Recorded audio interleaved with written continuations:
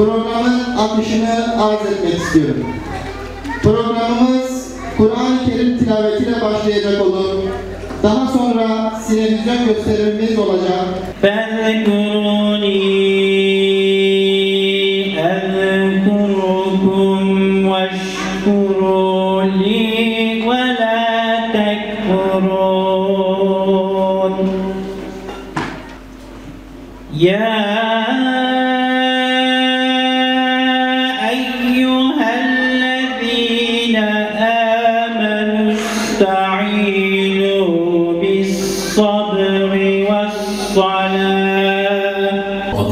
Mus'ab'a selam gönderir dediler.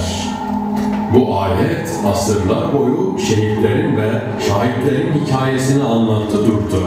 Şehadetin ayeti oldu adeta. Yaşayan şehitleri, Talhaları, Alileri, Zübeyirleri gösterdi durdu. Kutlu bir mirastı bu süre gelen. Durmayın, doğrayın beni, alın canımı diyerek göstere göstere şehadet yoluna koyulan Ceddi Muhammed olan İmam Hüseyin'dir.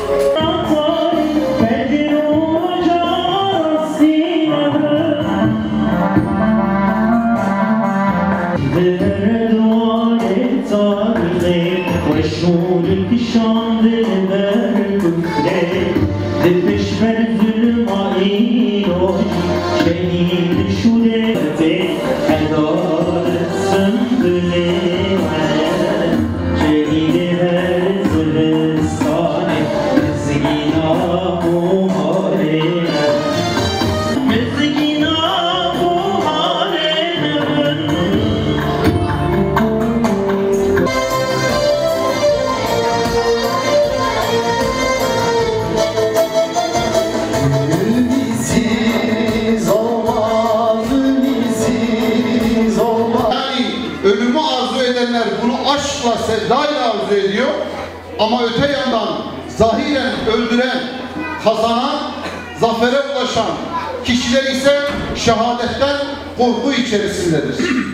Zira bu şehadettir ki işte o zulüm saraylarını yıkan, yerle bir eden bir etkiye sahip.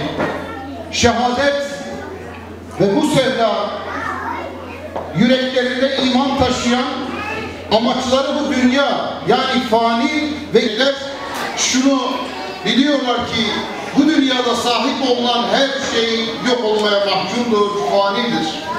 Bu dünyada sahip olduğumuz tüm dünyevi isimdendir ki bugün içinde bulmuş olduğumuz zaman diliminde yaşadığımız önemli bir olay işte 7 Ekim olarak zikrettiğimiz Büyük Aksa tufanı ve mücadelesinde bunu Gazze'nin yiğitlerinde çok net görebildik. Evlatlarını çok topluluklara galip geliyordur. Bunu Allah-u Teala ayet-i kerimesiyle bizlere ifade etmiştir. Buradaki sır işte o ölüme hazır olabilme, o mücadeleyi verebilme halidir. İşte bunun ruhu şehadetten geliyor. Şehadet arzusu bu mücadeleyi veren tüm yiğitlerin en büyük sevdasıdır. Düşmanın, Siyonist çetelerin ve onların zihniyetinde olanların kalpleri o kadar dünya sevgisiyle doludur ki onların dünyayı sevmesinden çok daha büyük bir sevgi ölüme ve şehadete duyuluyor o imanlı yürekler tarafından. Yüreğinde iman taşıyan bu yiğitlerin bu şehadet arzusu ve sevdası hiçbir zaman mağlup olmayacaktır. Bu konuda hiçbir tereddüdümüz asla söz konusu değildir. Evet.